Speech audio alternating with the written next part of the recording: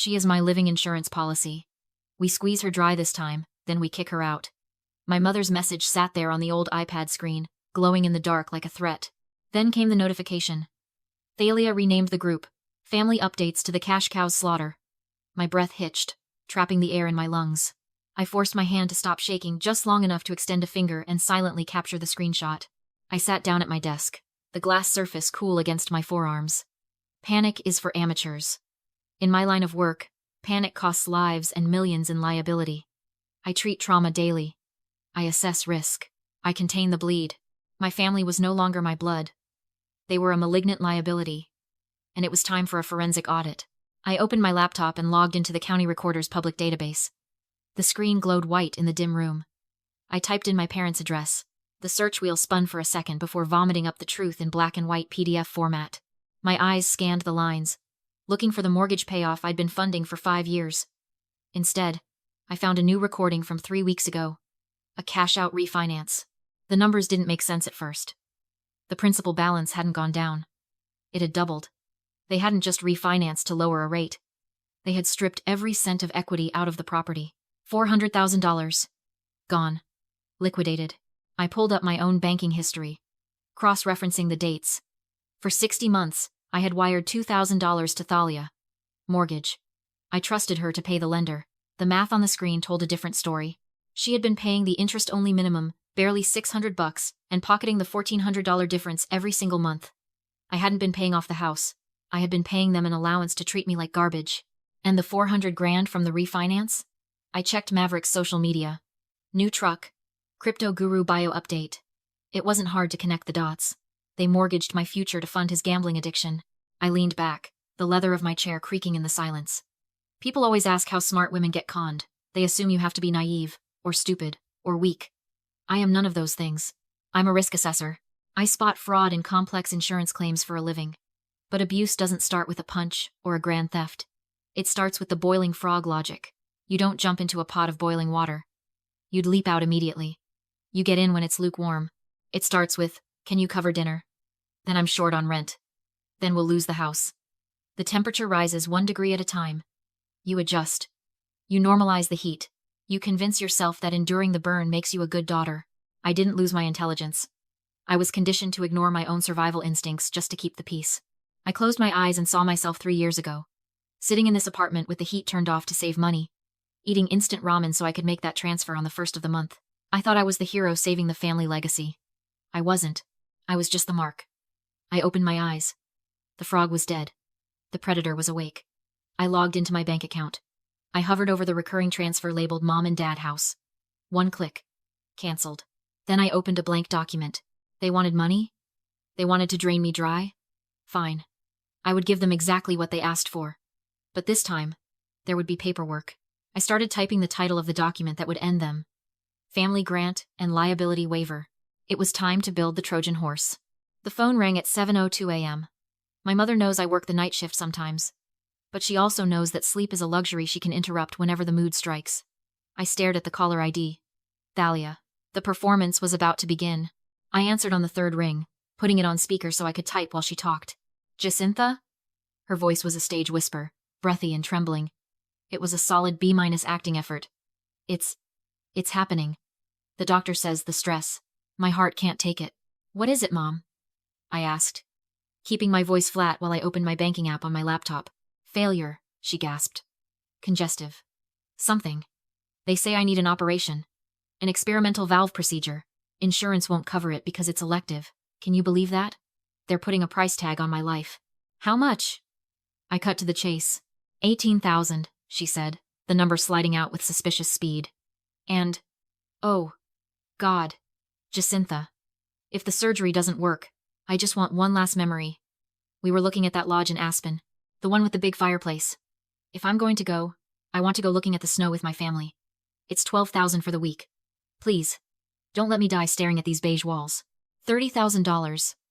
She was asking for 30 grand before I'd even had my coffee. In the background, I heard a crash, followed by Maverick's voice screaming, loud enough to distort the speaker. Is she hesitating? Mom's turning blue over here and she's worried about her bank balance? Tell her she's killing you. Tell her. My phone buzzed with a text from Amber. Don't be a monster, Jacintha. Money is just paper. Your mom is forever. I leaned back in my chair. A real cardiac patient struggling for breath doesn't speak in full compound sentences. They prioritize oxygen over adjectives. Thalia wasn't dying. She was pitching. The 18 grand wasn't for surgery. It was likely for Maverick's loan sharks. The Aspen trip was just the cherry on top, a way to trap me in a house with them, so they could guilt me into signing the mortgage over to Maverick later. I took a deep breath and forced a wobble into my voice. I had to sell this. Mom. Stop, I said, pitching my voice up an octave. Stop talking like that. You're not going to die. I don't know, honey. I'll pay it, I blurted out. I'll pay for the surgery. And the trip. Aspen. The best lodge. Whatever you want. Just breathe. The silence on the other end was heavy with greed. I could practically hear Maverick stop throwing things to listen. You will? Thalia's voice instantly gained strength. The breathless wheeze vanished. Yes. But Mom, listen to me. I can't just wire $30,000. I started that new job at the insurance firm, remember? They audit my accounts. If I move that much cash without documentation, they freeze my assets. What do we do? Panic crept in. Not fear of death, fear of poverty. I have a workaround. I lied smoothly. I can structure it as a tax-deductible family grant. It writes the money off as a gift so the IRS doesn't tax you. And it clears me with my compliance officer. It's just a standard form. I'll bring the check and the papers over tonight. A form? Maverick shouted from the back. Just sign the damn thing, Mom. Get the check. Okay, Thalia said, her voice sounding miraculously cured. Okay, sweetheart. You're a good daughter. I knew you'd step up. I'll see you at 6, I said. I hung up. They didn't ask what was in the paperwork. They didn't ask to read a draft. They heard 30,000, and their brains shut down. They were so used to me being the passive, open wallet, that they forgot I read fine print for a living. I looked at the document on my screen. The title read, Family Grant and Liability Waiver, but buried on page 4, paragraph 7, written in dense, boring legalese, was a quitclaim deed that would transfer the title of their house entirely to me. They wanted a bailout? I was going to give them one, but I was taking their collateral. I pulled up to the driveway at 5:58 p.m. The house looked exactly the same as it had for the last 20 years, manicured lawn, fresh paint, the physical manifestation of the lie my parents lived. But tonight, it felt different. It wasn't a home anymore. It was an asset I was about to liquidate. I wasn't alone. In the passenger seat sat Brenda, a mobile notary I'd hired an hour ago. She was a stern woman with reading glasses on a chain and zero interest in family drama. Remember, I told her as we unbuckled. They're going to be emotional. Just stick to the script. Verify identity. Witness the signature. Stamp the document. I get paid by the hour, honey, Brenda said, grabbing her embossing seal. As long as they don't throw things, I'm good. We walked in. The living room was staged for a tragedy. Thalia was sprawled on the sofa, wrapped in a blanket, looking pale. She'd probably skipped blush for the occasion. Maverick was pacing the kitchen, chewing his fingernails. Amber was sitting by the window, scrolling on her phone, looking bored. When they saw me, the energy shifted instantly. It went from somber vigil to sharks in the water. You brought the check? Maverick demanded, stepping into my personal space. He smelled like stale vape smoke and desperation. I did, I said, placing my bag on the table. And I brought a notary. This has to be official if we're going to beat the IRS audit. Who's she? Thalia asked, her voice weak but her eyes sharp, scanning Brenda. Independent witness, I lied smoothly, required by my compliance officer. If I'm giving you $30,000 tax-free, we have to prove it's a structured grant, not income. I laid the paperwork out on the dining table. It was a thick stack.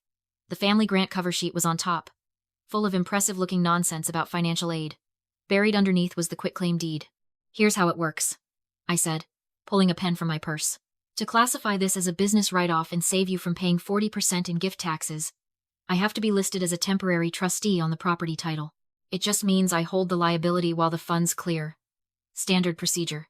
Thalia sat up, the blanket falling away. Her greed was warring with her control issues. So, you'd be on the deed? Just for the tax year, I said, keeping my pulse steady. Unless you'd rather pay $12,000 in taxes on this money? I can write you a smaller check if you prefer. I reached for the cashier's check I'd placed visibly on the corner of the table. No! Maverick lunged forward. Don't touch it. Mom, just sign the damn papers. Who cares about the title? It's Jacintha. She pays for everything anyway. Thalia looked at the check, then at me. She saw the same daughter she'd manipulated for decades. The doormat. The ATM. The idea that I would steal the house didn't even cross her mind because, in her world, I existed to serve her. Fine. She sighed, picking up the pen. Where do I sign? I flipped the pages. Here. And here. We reached the quitclaim deed. Brenda stepped forward, adjusting her glasses. She looked at Thalia and my father, who had shuffled in from the garage, silent as usual. Do you both understand that you are signing a quitclaim deed, transferring full ownership of this property to Jacintha? Brenda asked, her voice flat and professional. My heart hammered against my ribs. This was it. The moment the trap could snap shut on my fingers. Thalia hesitated. The pen hovered. Transferring full ownership? You said trustee. It's the legal term for the tax classification, Mom, I said, injecting a note of impatience into my voice. Look, if you don't want the surgery money, just tell me. I have to be at work in an hour. Maverick slammed his hand on the table. She understands. Jesus. Mom. Look at the check. Sign the paper or I'm taking the car. Greed is a powerful anesthetic. It numbs the survival instinct. Thalia looked at Maverick's anger, then at the $30,000 that would solve all her immediate problems. She looked at me, and I gave her a reassuring, vapid smile. She signed. My father signed right after her, barely looking at the page. Brenda stamped the document with a heavy thunk. The sound echoed like a gavel. Thank you, I said. I picked up the papers and slid the cashier's check across the mahogany table. Thalia snatched it up, her heart condition miraculously forgotten. See? Was that so hard? You always make such a production out of helping family. I won't anymore, I said, tucking the deed into my bag. What? I won't make a production out of it anymore, I corrected, zipping the bag shut. Enjoy Aspen, Mom. You really earned it. I walked out the door with Brenda right behind me. They were already celebrating in the kitchen, arguing over how to split the money. They didn't even watch me leave. They didn't know they were standing in my house. 3 days later, the cashier's check cleared. The $30,000 was gone from my account, a small price to pay for what I had just bought. I checked the county clerk's website. The quitclaim deed was recorded. The house was mine, not mortgaged. Mine. The $30,000 hadn't gone to Maverick's loan sharks directly. I'd used it to pay off the immediate arrears on the mortgage, stopping the foreclosure clock just long enough to secure the asset. Now, I owned the equity, or at least, the legal right to control the property. I opened my email. It was time for the reveal. I didn't send a PDF of receipts. That was for amateurs. I sent a single photo. The recorded deed, with my name listed as the sole owner. Subject line: New ownership management. I typed the body of the email with the precision of a surgeon cutting out a tumor. I sent the email calmly. Since I was nothing more than their ATM, I informed them I would now charge fees. As of that morning, I was the sole legal owner of the property on Maple Drive. They were reclassified as at-will tenants. I attached the chat logs, the insults, the jokes about my sanity, the plans to drain me dry. I told them I knew about the cash-out refinance, the $400,000 in stolen equity, and the Aspen trip charged to my card. The flights were canceled. The lodge refunded. They had 30 days to leave or sign a market-rate lease. If they didn't, eviction would begin. I ended it with the truth. The house was the final payment for their love, and it was overpriced. My phone exploded with calls. I ignored them. For the first time in years, the silence felt like victory. Then they showed up. Maverick pounded on my door. Thalia begged. Amber filmed. I opened the door with the chain on and told them it was done. When Thalia collapsed into a dramatic heart attack, I didn't panic. I called 911 and disclosed her psychiatric history and earlier suicide threats. The act unraveled instantly. The paramedics restrained her and transported her for a 72-hour psychiatric hold. Maverick screamed. I warned him to leave or face trespassing charges. They left without power, without leverage, without me. 6 months later, I sold the house and recovered my stolen money with interest. Thalia's stunt went on her medical record. Maverick got a warehouse job. I moved to Seattle. New city, new life, clean balance sheet. I deleted their contacts, their group chat, their hold on me. My father texted that he hoped I got what I deserved. I did. I paid for their lives for years, believing love could be bought. It can't. But freedom can. And mine is paid in full.